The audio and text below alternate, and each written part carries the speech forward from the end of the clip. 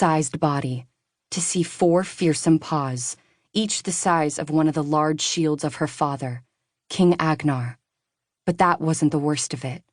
No, the worst was the red-stained fur around its claws and jaw. Red, the color of blood. What had happened to her sister? Elsa! Anna screamed. Where are you? The wolf leapt. Anna ran. Her heart slammed in her chest, each breath a sharp knife as she tried to run faster and faster. But she knew she couldn't outrun a wolf. Spotting a fallen log, she dove behind it, her knees tucked to her chest as she tried to make herself as small as possible. Though her lungs ached for air, Anna held her breath, not wanting to give herself away with even the tiniest exhale. 1 second passed, then another, and another. Had she lost the wolf? Snow fell thick and silent. Anna shivered, wishing she'd listened to Elsa when she'd told her not to wear her most beautiful green cloak, but to put on her everyday thick, woolly brown one instead. Elsa. Where was Elsa? As quiet as a shadow, Anna peered around the log, half expecting to come nose to snout with the wolf. Instead, all she saw was an army of trees casting ghastly shadows onto the snow-covered ground. And as the wind picked up, so did Anna's ice-cold fear. If she walked through the fresh snow, the wolf would be able to see exactly which direction she'd gone. And if she didn't walk through the snow, she might never find her sister. Red on white, blood on fur. Anna couldn't stay behind the log forever. Peeling off her cloak, she arranged it on the ground, bunching it into the shape of a 5-year-old girl taking a nap. Then she moved into a crouching position. So far, so good. She took a slow, steady step backward, and then another, and another, carefully weaving her way in reverse between the trees, the same way the Huldrefolk and her mother's bedtime stories were said to travel so they could keep their tails hidden. But Anna didn't have a tail to hide. Instead, she was leaving a fresh trail of footprints in the snow.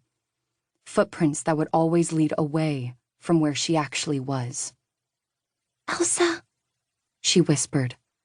You've won hide and find. Please come out. But still there was no reply.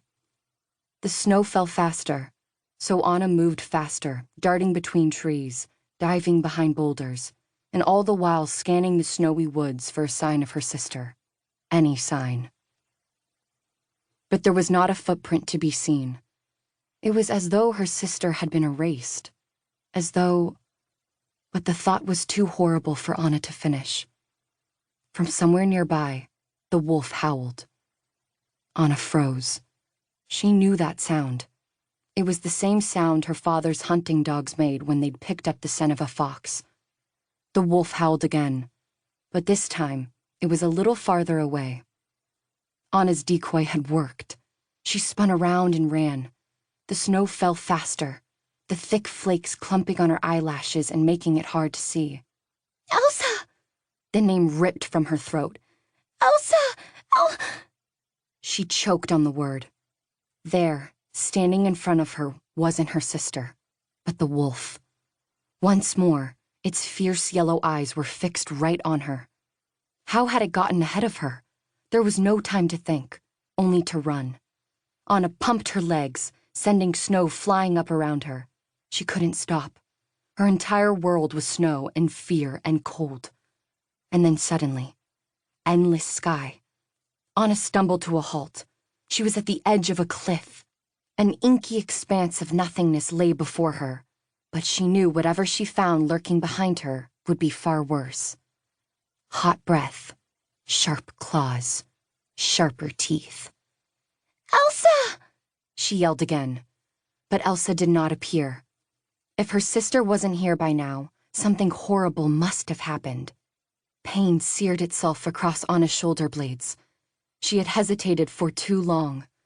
The wolf's claws had connected with her back. Anna stumbled forward. She plunged over the edge and woke up.